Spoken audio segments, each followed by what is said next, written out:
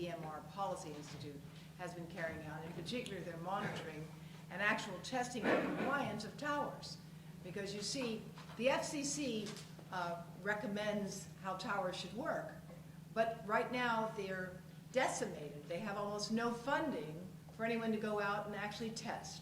So thanks to Janet and the work that she's led, they've actually done some evaluation, and as a result, she will tell you there's been some response. But I want to thank her publicly for all the important work you've done to bring public attention to this. And Janet came here from Vermont, so I want to thank you for that as well.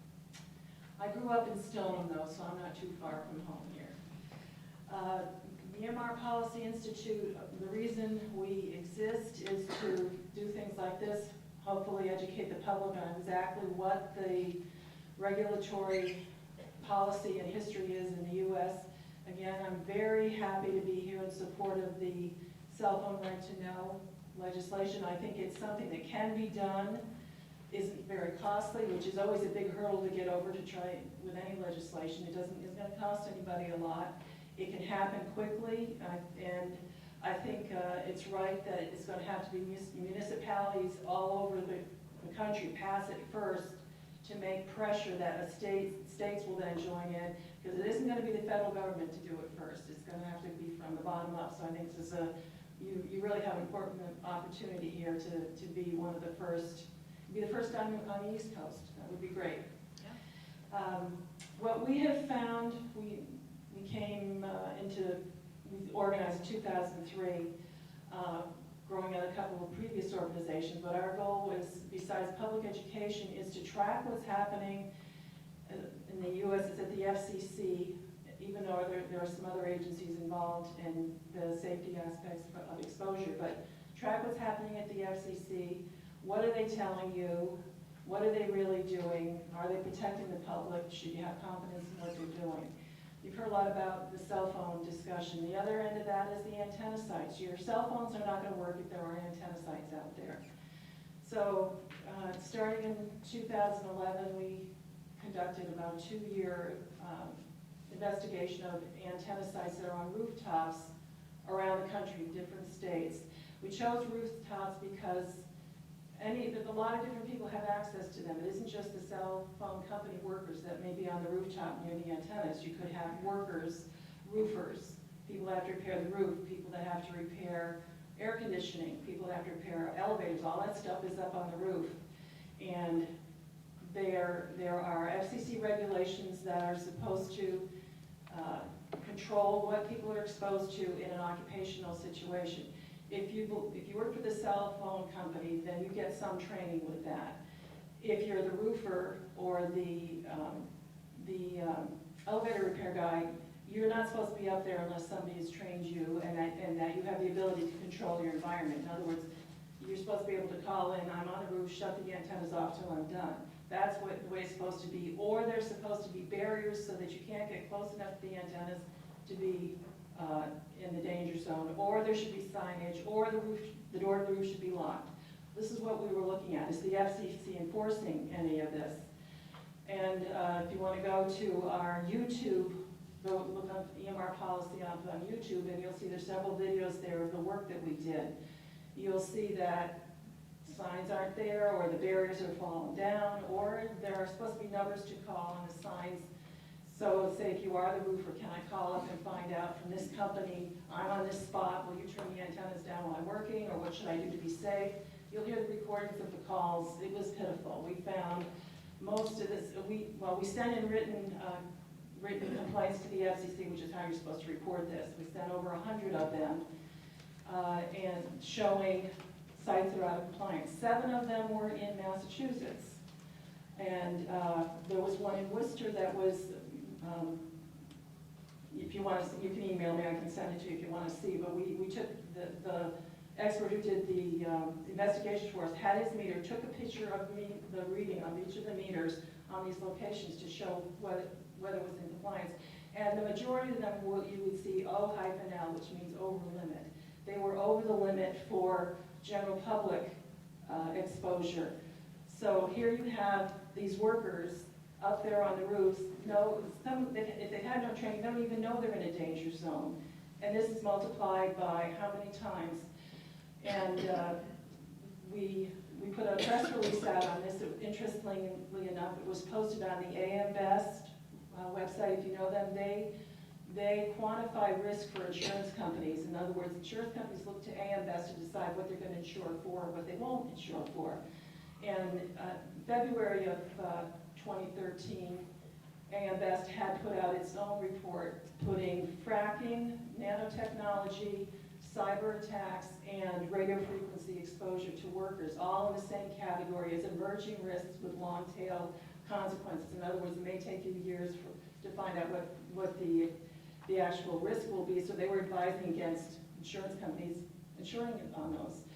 They put that out in February of 2013. We put out a press release on our study in March of 2013, and they posted it on their news site, so they thought what we did was credible. And then later, it was in October of 2014, some of you might have seen the article in the Wall Street Journal on this. They came to us, we were the basis of their research for that article. They didn't name us, that's okay, as long as the news got out there, fine with us.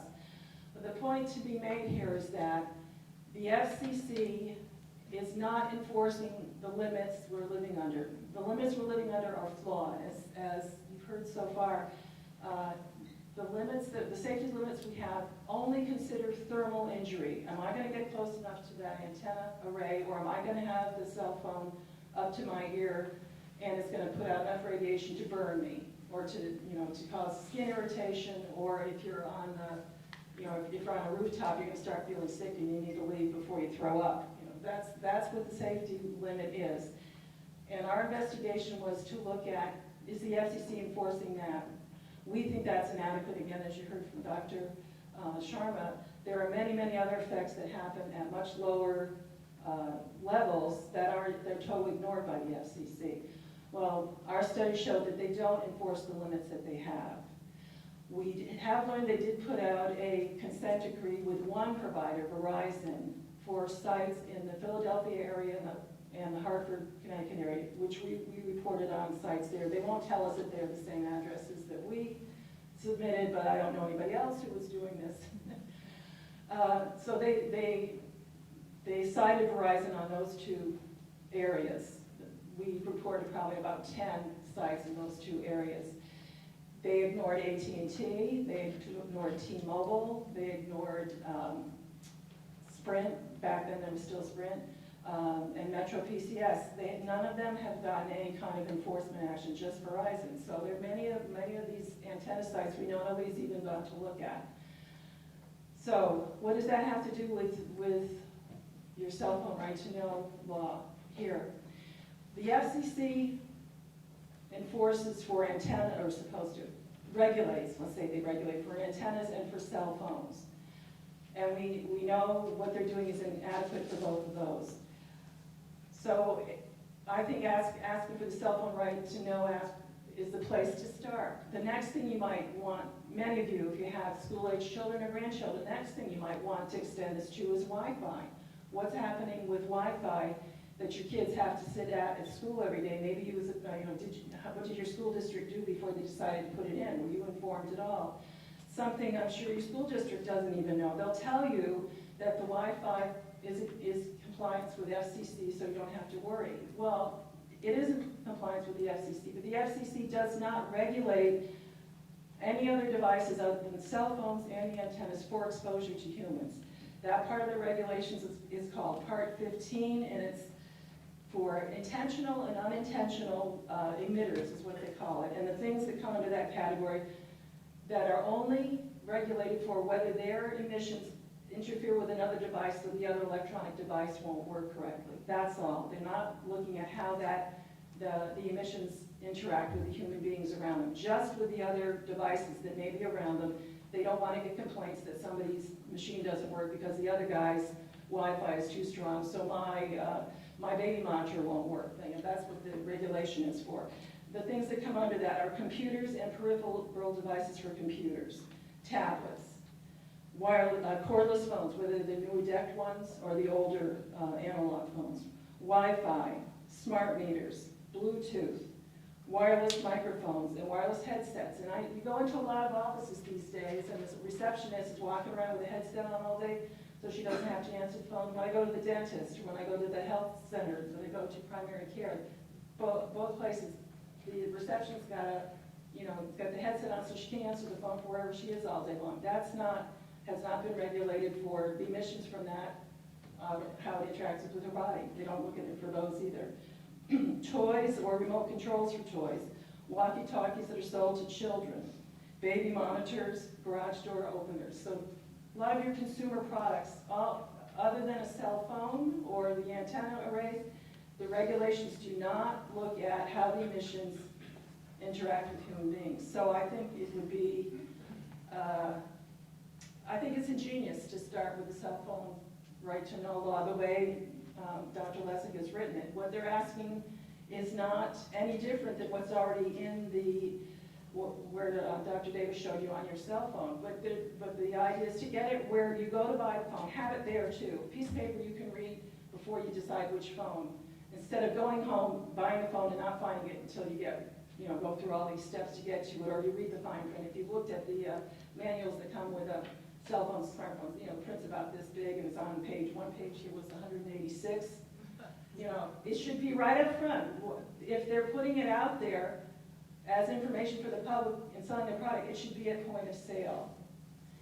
And as I said, if we can get that through, then maybe we'll get to the next step, Wi-Fi, baby monitors, and many of these other products that we're all interacting with every day. One thing we have learned, the National Academy of Sciences back in 2008 was asked to look at the research record that the FCC exposure limits are based on. And were there problems in the research record? If there are, then that means there are problems with the safety limits.